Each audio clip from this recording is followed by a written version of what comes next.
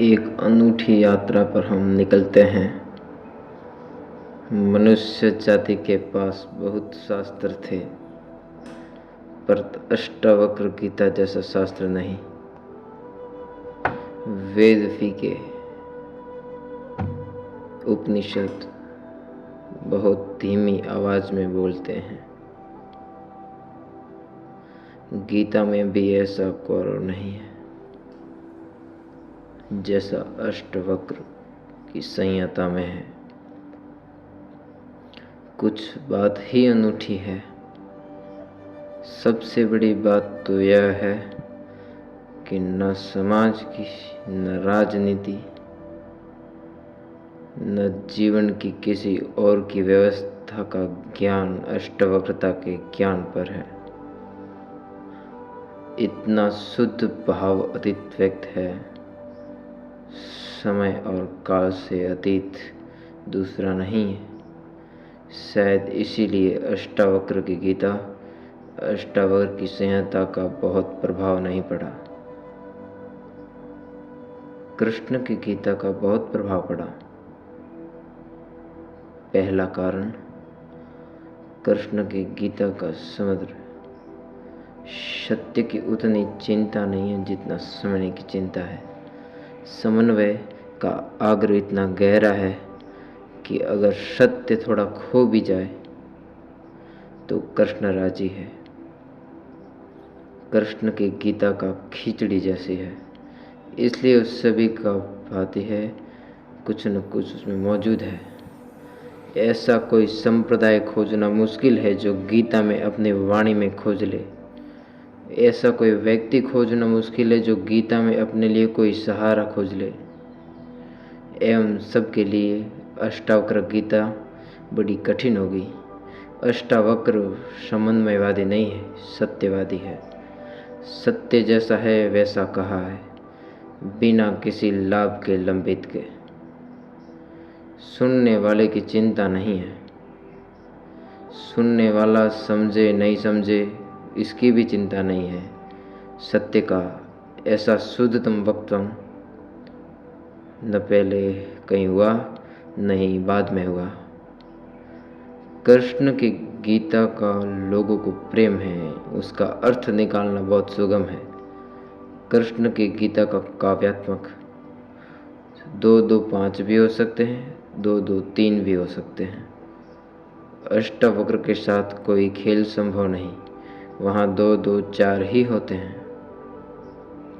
अष्टावक्र का वक्तव्य शुद्ध गणित का बना है। वहाँ काव्य को जरा जगह भी नहीं है। वहाँ कविता के लिए जरी सी भी चूक नहीं है। जैसा है वैसा कहा है, किसी तरह का समझौता नहीं है। कृष्ण की गीता पढ़ो तो भक्त अपना अर्थ निकाल लेता है, क्योंकि कृष्ण की भक्ति भी बात कही गई उसमें। करनी योगी उसमें अपना अर्थ निकाल लेता है, क्योंकि कृष्ण ने कर्मयोग की भी बात की है। ज्ञानी अपना अर्थ निकाल लेता है, क्योंकि कृष्ण ने ज्ञान की भी बात कही है। कृष्ण कहीं भक्ति को सर्वश्रेष्ठ कहते हैं, कहीं ज्ञान को सर्वश्रेष्ठ कहते हैं, कहीं कर्म को सर्वश्रेष्ठ कहते हैं। कृष्ण का व्यक्ति तो बहुत राजनीतिज्ञ है। वह राजनेता थे, कुशल राजनेता थे। सिर्फ राजनेता ने इतना नहीं, उचित नहीं उतना, कुटिल राजनीतिज्ञ थे, डिप्लोमेटिक। उनके वक्तव्य में बहुत सी बातों का ध्यान रखा गया है, इसलिए सभी को गीता भा जाती है। इसलिए तो गीता पर हजारों टीकाएं हैं। अष्टावक्र पर कोई चिंता नहीं करता, क्योंकि अष्टावक्र के साथ राजी होना हो तो अपने आप को छोड़ना होता है। बेशर्त तुम अपने को ले जा ना सकोगे, तुम पीछे रहोगे तभी जा सकोगे। कृष्ण के साथ तुम अपने को ले जा सकते हो। कृष्ण के साथ तुम्हें बदलने की कोई भी जरूरत नहीं है।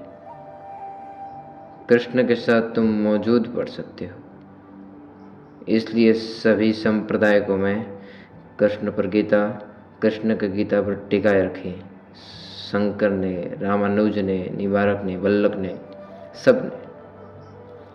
सबने अपने अपने अर्थ निकाल लिए। कृष्ण ने कुछ ऐसी बात कही है जो बहुत ही अर्थहीन है, इसलिए मैं कहता हूँ काव्यात्मक है। कविता में से मन चाहे अर्थ निकल सकता है। कृष्ण का व्यक्तित्व ऐसा है जैसे वर्षा में बादल गिरते हैं, जो चाहो देख लो। कोई देखता है हाथी के सुर, कोई गणेश जी को देखता है। किसी को कुछ भी नहीं दिखाई पड़ता है, वो कहता है कहाँ की फिजूल बातें करते हो, बादल है, धुआं, इसमें कैसे आकृति देख रहे हो। पश्चिम में वैज्ञानिक मन के परीक्षण के स्याही के धब्बे ग्लाटिन पेपर पर डालते हैं और व्यक्ति को कहते हैं इसे देखो, इसमें क्या दिखाई पड़ता है। व्यक्ति गौर से देखता है, उसे कुछ न कुछ दिखाई पड़ता है। वहाँ कुछ नहीं, सिर्फ लाटिन पेपर पर स्याही के धब्बे। वे तरतीब फेंके गए, सोच विचार के फेंके भी नहीं गए, ऐसे ही उतर दे दिए। लेकिन देखने वाला कुछ न कुछ खोज लेता है। जो देखने वाला खोजता है उसे मन में वो आरोपित कर लेता है। तुमने भी देखा होगा, दीवार पर वर्षा पर पानी पड़ता है, लकीरें खींच जाती हैं, कभी आदमी की छत्र दिखाई देती, कभी घोड़े की। तुम जो देखते हो वो देख सकते हो, वो अर्पित कर सकते हो। रात के अंधेरे में कपड़ा टंगा है, बहुत प्रेत दिखाई पड़ते हैं। कृष्ण की गीता ऐसी ही है, जो तुम्हारे मन में है, दिखाई पड़ती है।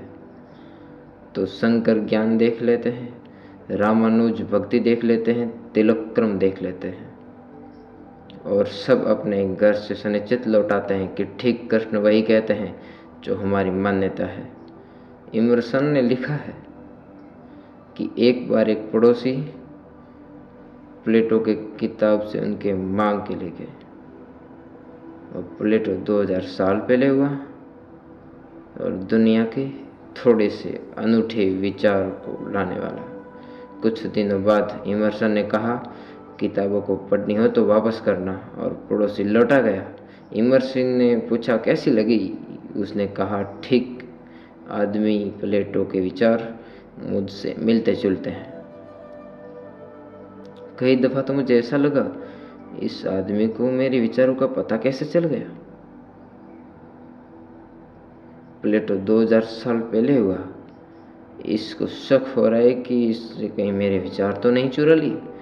कृष्ण में ऐसा शक बहुत बार होता है, इसलिए कृष्ण को सदियां बीत गई, टीकाएं चलती जाती है। हर सदी अपने अर्थ खोज लेती है, हर व्यक्ति अपने अर्थ खोज लेते हैं। कृष्ण की गीता स्याही के धब्बों जैसी है, कुशल राजनीतिक का व्यक्तित्व है। अष्टावक्र की गीता में तुम कोई अर्थ खोज नहीं पाओगे।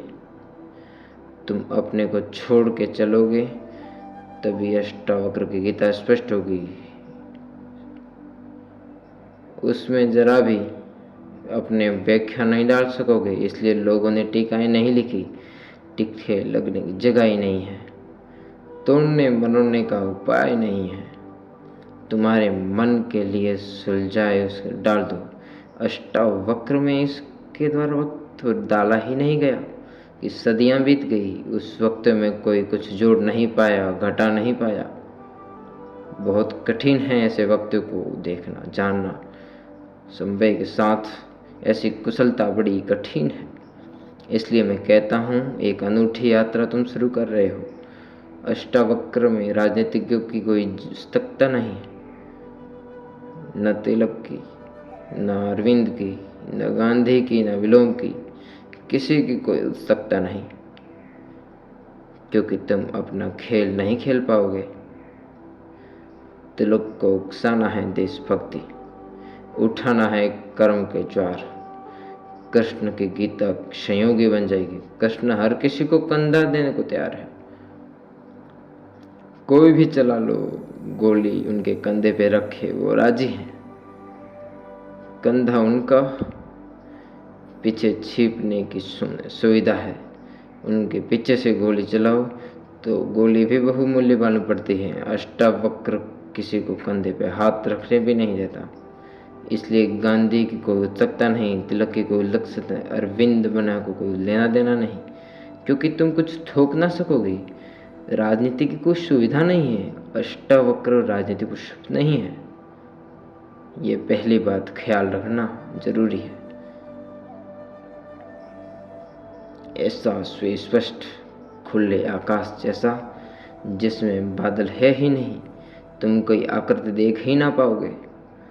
आकृति छोड़ो, जैसा बनोगे निराकार और रूप के साथ जोड़ोगे संबंध, तो अष्टावक्र समझ आएगा। अष्टावक्र समझना चाहो तो ध्यान की गहराई में उतरना होगा।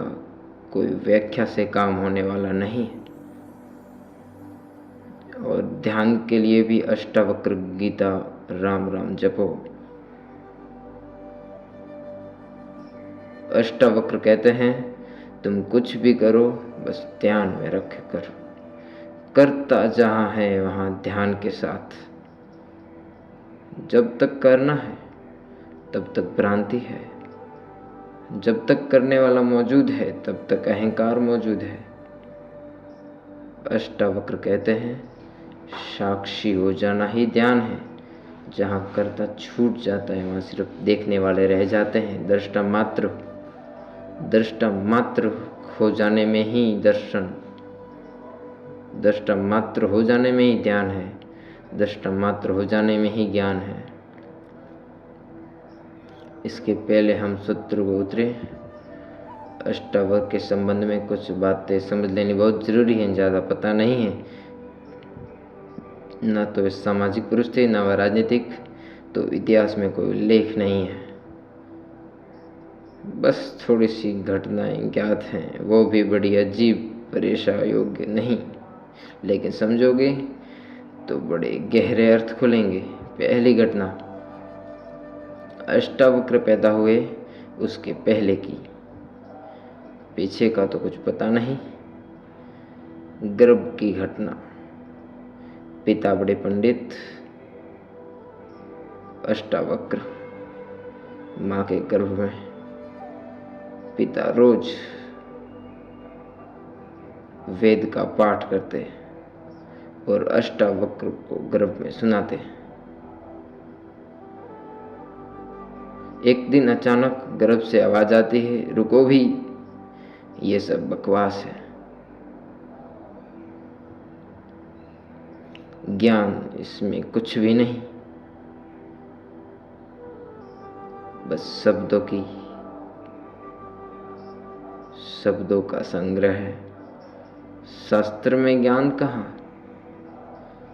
ज्ञान स्वयं में है। शब्द में सत्य कहाँ? सत्य स्वयं में है।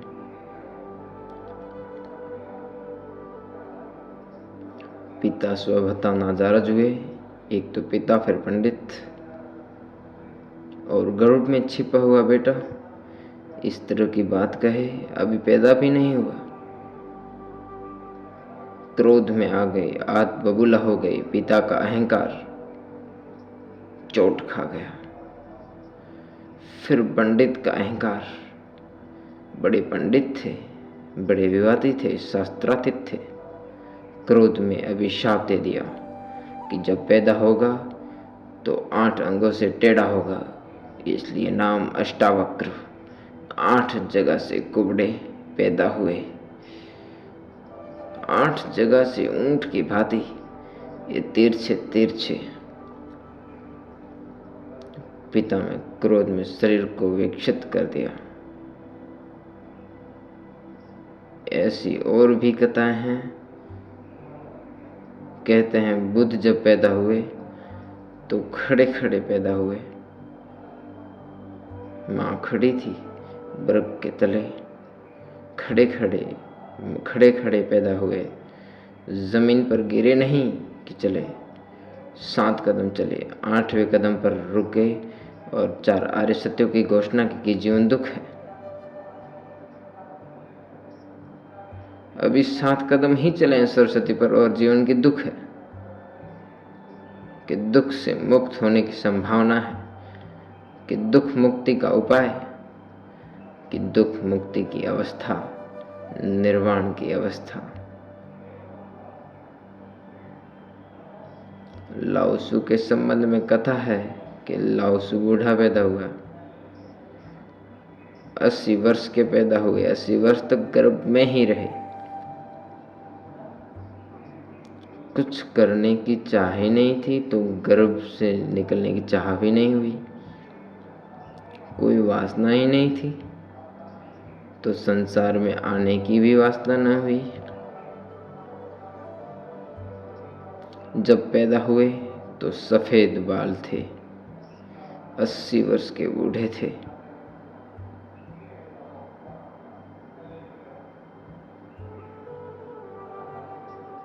जरथुस्त्र के संबंध में एक कथा है कि जरथुस्त्र पैदा हुए तो पैदा होते से ही खिलखिला के हंसे, मगर इन सब को माफ कर दिया अष्टावक्र ने।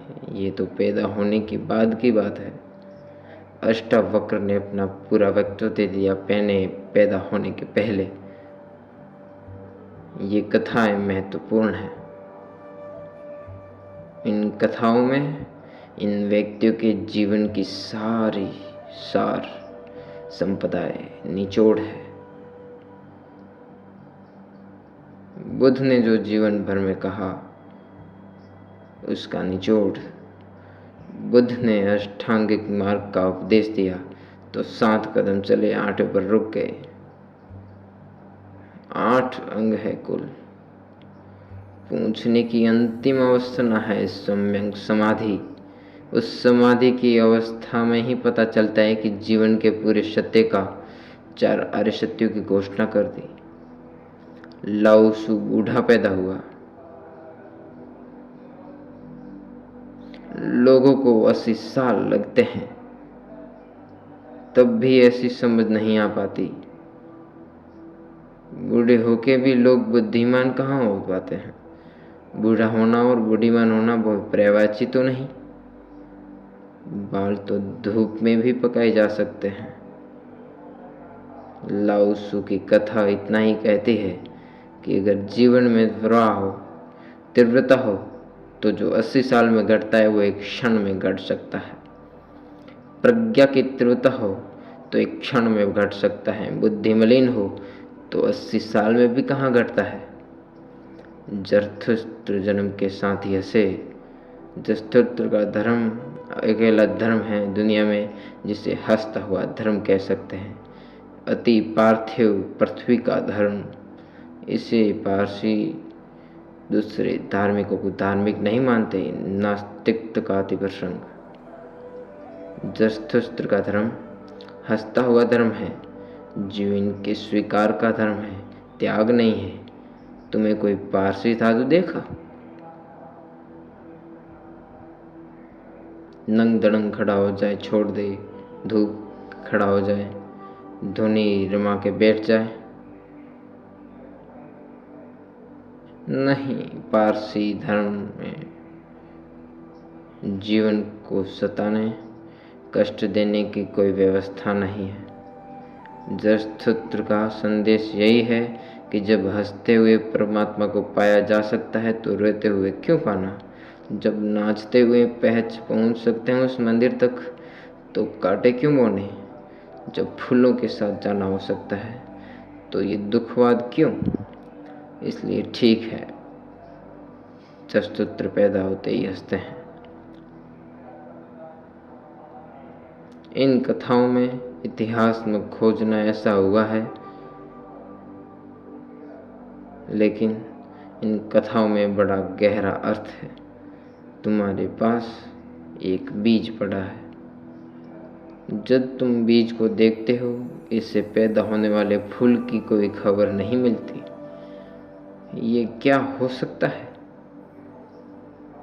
इसकी भनक भी तो नहीं आती। ये कमल बनेगा, खिलेगा, जल में रहेगा और जल से अछूता रहेगा, सूरज की किरणों पे नाचेगा और सूरज भी ईर्ष्यालु होगा इसके सौंदर्य से, इसकी कोमलता से, इसके अपूर्व गरिमा। इसके प्रसाद से, इसकी सुगंध से आकाश उड़ेगी। ये बीज को देख के पता भी नहीं चलता। बीज को तो देख के इसकी कोई कल्पना भी नहीं कर सकता, अनुमान भी नहीं कर सकता। लेकिन एक दिन ये घटता है तो दो तरह से हम सोच सकते हैं। या तो हम बीज को पकड़ लेते हैं, हम कहें जो बीज में दिखाई पड़ा वो कमल में भी घट नहीं सकता, ये भ्रम है, ये धोखा है, ये झूठ है। जिनको हम तर्कनिष्ठ कहते हैं, संदेहशील कहते हैं, उनका यही आधार है। जो बीज में नहीं दिखाई पड़ता वो फूल में हो नहीं सकता, कहीं भ्रांति हो रही है। इसलिए संदेहशील व्यक्ति बुद्ध को मान नहीं पाता है, महावीर को स्वीकार नहीं कर पाता, जीसस को अंगीकार नहीं कर पाता, क्योंकि हमने जाना इनको। जीसस अपने गांव में आए, बड़े हैरान हुए। गांव के लोगों ने कोई चिंता ही नहीं की। जीसस का व्यक्तित्व कि पैगंबर की अपने गांव में पूजा नहीं होती। कारण क्या रहा होगा? क्यों नहीं होती होगी? क्यों नहीं होती होगी पूजा पैगंबर की? गांव के लोगों ने बचपन से देखा, लकड़ियां ठोकते देखा, रिंदा चलाते देखा, लकड़ियां चीरते देखा, पसीने से लथपथ देखा, सड़कों पे खेलते देखा, झगड़ते देखा। गांव के लोग इसे बचपन से जानते हैं, बीज की तरह देखा। आज अचानक ये हो कैसे सकता है कि ये परमात्मा का पुत्र हो गया?